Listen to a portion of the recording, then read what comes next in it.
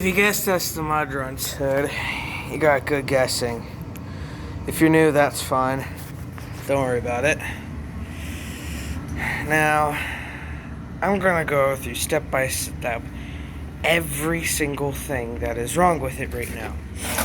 Oh my god, the problem is, it's not even funny. I spent the majority of the weekend trying to get this thing apart to put in a transmission fan.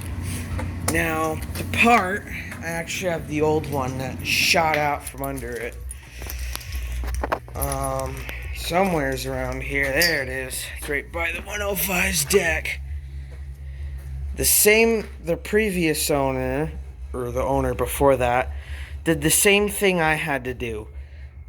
Bust/cut a hole in the middle so you can just slide it in there. And obviously the bolt holes broke off. So that's junk. But anyway, I was able to cut a majority of it so we could still keep every blade on the fan. Now, the tires aren't on it because firstly, if you remember, we have that flat. Secondly, one of the rear tires needs air. It was just running low. And then thirdly, I wanted more cursing space. If you don't know what that means, it means less space. There's a slighter chance that I'll be saying the word fuck over and over.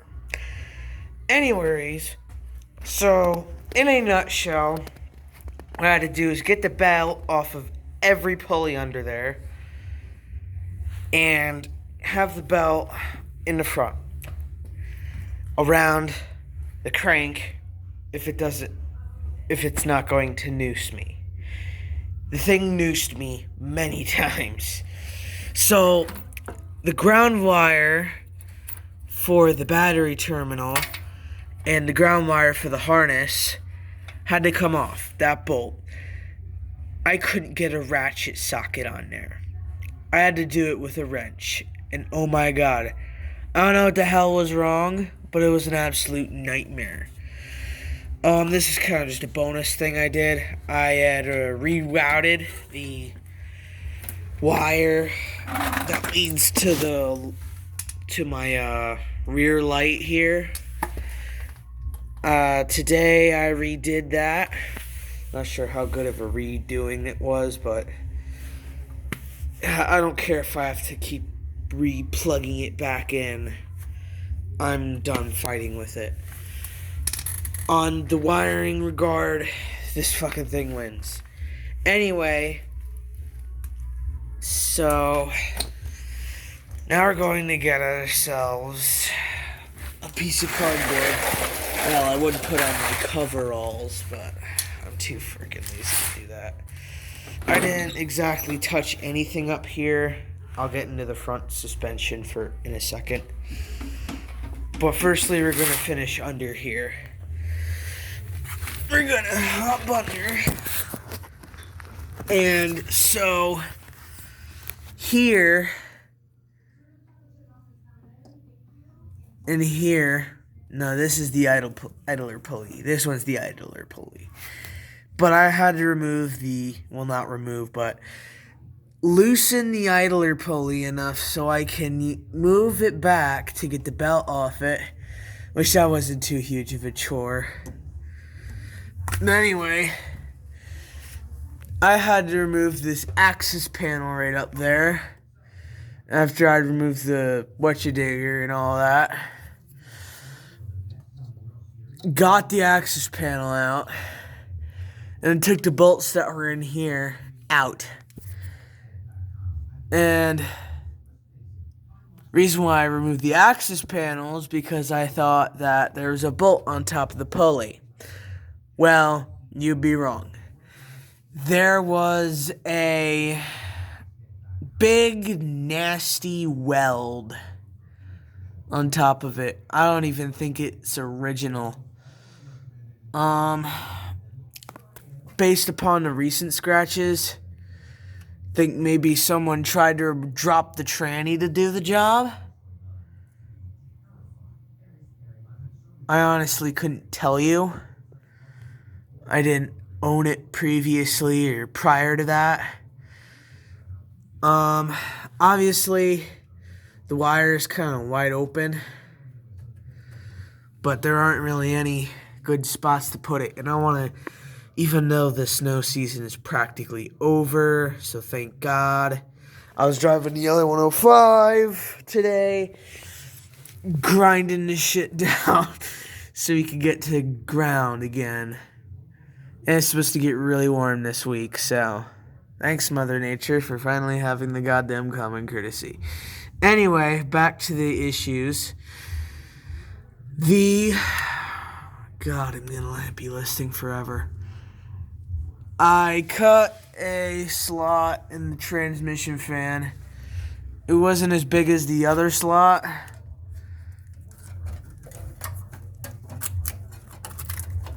Just getting the reverse sensor in its place. And with enough fighting, I fought it on there. And I knew putting it back on myself was going to be undoable without at least fucking giving up once or twice and cursing 1,000,005 times. So I got my dad down here. He helped. Everything went smoothly. And I also had him help me with getting the access panel back on. I was under the mower holding the bolts as he tightened them. Everything went smoothly, but it was like 11-ish at night. So we decided to call it. Today, or the next day. Oh, hey, Dad. Yeah, I'm making a YouTube video. You care to join? Well, no, I was just coming to let you know that. Oh! I'm just ready. Yeah, I'll be fine. So, the underside done, practically. Put the belt back on. Put the wire so it wouldn't be in the way for when I get this thing a snowplow. Like I said, this season's practically over, so I don't have to worry about it, but it's ready so when it's ready. And obviously, the mud run's never complete without the hood ornament. And now we get to the front. It has very little to no play at all. And when I mean no play, I mean, holy shit, there's no play. I mean, it has a little play still, but it's a riding mower, not a car. And you also think the play could come from the tires and the sliding motion. Not doing this, especially on the rod that connects to the wheel. But practically what I did is I just took some washers and gave it some more clearance, you could say. I don't know where the heck the other wire went. That's a good question, actually. I noticed that actually today. Something tells me that it's in here somewhere. No, it's that one. It's for my rear light. So the rear light is the only one that works. Well, I was using the rear light anyway. But I'm going to... Come on. Never mind. Anyway, back to my mud run rant nightmare.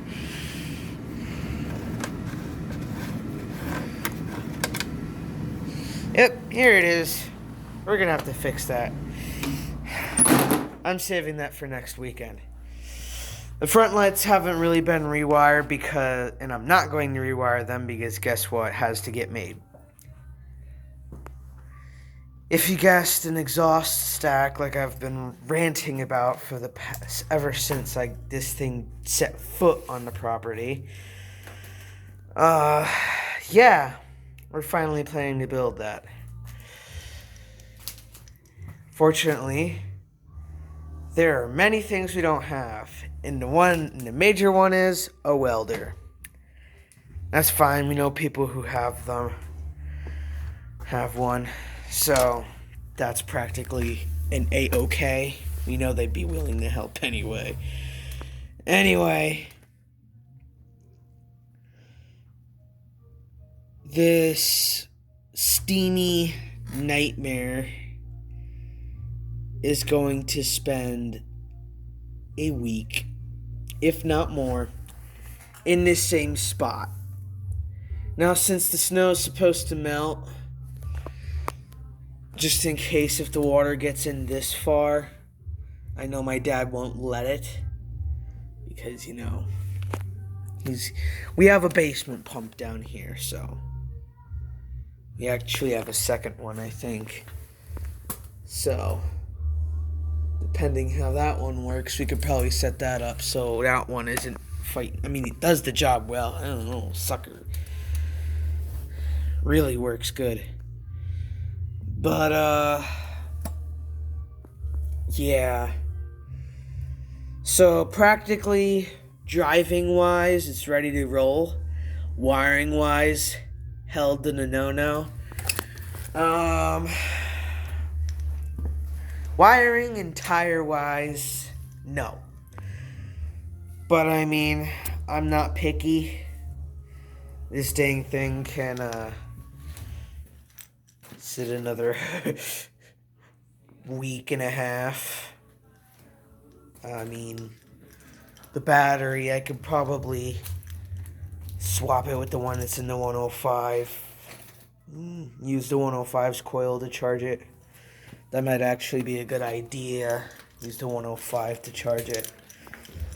Yes, I think the coil on the mud run is going bad because it will not charge the battery. Coil points, one of the two, but it is not charging the battery. I mean, sometimes it charges it very little, sometimes it doesn't. It depends on how much I run the lights. So when I frequently run the lights, it will not charge the battery. And if I don't run the lights, after it doesn't really charge, after battery gets to a certain point, it still won't charge the battery. So, the next thing I'm really going to do is pop the cover again and see what the hell is going on in here. Maybe we have a kaput wire in here, because if you watch way back when I first had this, you will see that I was in here and there was a lot of dirt from nests. To me, that was a really good sign because that meant no one had been living in there for a while. But it still was also a really bad sign because something lived in there anyway. Now, I don't exactly have any major issues with this. I mean, it is going to get an oil change and a belt change. I mean, if you look at the belt is used. It's lived its life for approximately maybe 22 years old. Yeah, I'm thinking a fair share of what was on here is original because this was a few years old when it was wrecked. And it sat ever since it wrecked. There are also more imperfections. My loose shift covers, one of them. And every now and then, this won't do its job. So I'm thinking the connections are loose on that, or my solenoid is kicking the bucket. And if my solenoid is kicking the bucket, that's not good. I mean, if I really have to, I'll freaking Ford truck it and jump the coil with the key on, but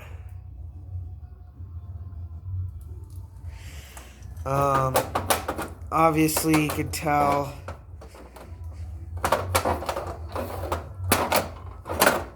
Here we go. It's really loose. Moves up, down. That seems to be where it's supposed to sit. But you can't tell because it's been scratching away. A semi-shitty paint job is kind of kicking the bucket because I painted right over dirt. Now, if you watch way back, I did primer this, and it was dry, and I got it stuck in mud. Mud was everywhere on this damn thing. So I was hustling and bustling with paper towels, and I got it clean enough to go, you know what? Fuck it. I'm painting it.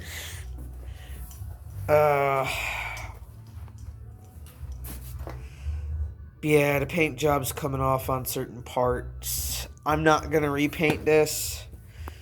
I mean, I probably shouldn't have painted it in the first place, but you could have said that was just my inner stupidity.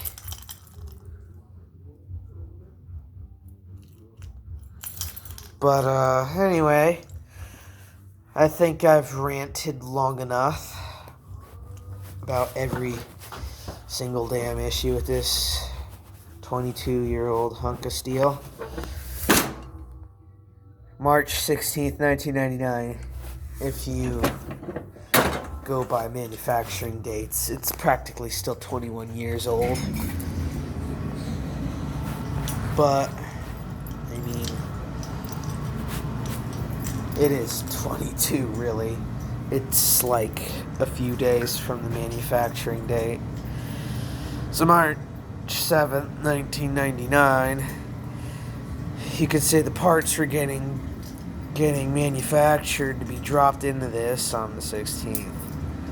I mean, I'm pretty sure John Deere, or where the hell this was built, slaps these things together in under minutes now. Doesn't shock me because, you know. And then this here was made in February 1st, 2010. So it turned 11 last month. Yeah, now I'm gonna just shut down the shop here and go up. Blowtorch is still weird, but now it burns better. Yeah. Thanks for watching my 90-year-long rant, and what's going to be a 3-part because the kept hitting the record button. A 3-part how to shift the Spicer transmission like a car video. Well, with the way this acts, so there's like a way you can just barely tap the brake in, that'll engage the clutch. You clearly just shift it like a car. It's fun to do. I should probably get Dad doing it. No, he wouldn't do that. He'd drive it, had a manual told him. You know what I mean. Drive it the way they say it's supposed to be driven. Yeah, all I gotta say is this stupid hunk of junk is not allowed to be a part when I go to get the Cub Cadet, because I already promised my friend that I'm going to be bringing this to, firstly, tow the Cub Cadet onto the trailer, and B, drive it around the property all day. Yeah. So, but the first endeavor of all that, the trailer has to be in one piece. So, yeah. I mean, I don't care if I have to do the trailer pulling once the snow is gone without a muffler. That's easy enough. You pull the trailer out up onto the driveway, shut it off, look at the trailer, and then turn it back on. I mean, I'm pretty sure I could put the tow ball onto my dad's truck and tow it out that way. But I'm done screwing with the mud run for this weekend, or like the 3-4 hours that are left of it. Thanks for watching my rant video. See you in the flip-flop. Oh, and one last thing. I know you're like, shut the fuck up. God, I don't care. The carburetor on this is soaking in a little vat of vinegar in the shop. So, that's right here. The workshop smells like vinegar, but I'd rather have it smell like vinegar than let this thing sit around. I did scrub it today, but I'm going to let it sit for the week. And I'm going to scrub it when I get back. Yeah, I've been enjoying this. Driving to 105 without a damn DAC. Yeah, Dad told me to put it on a pallet so the condensation on the ground doesn't melt the deck and all that crap. Oh, and I'm pretty sure I told the story on how I broke the thing right here. You can see the soot of it. I think it was also spray painted. That was where it was welded. That was the one that broke off. Alright.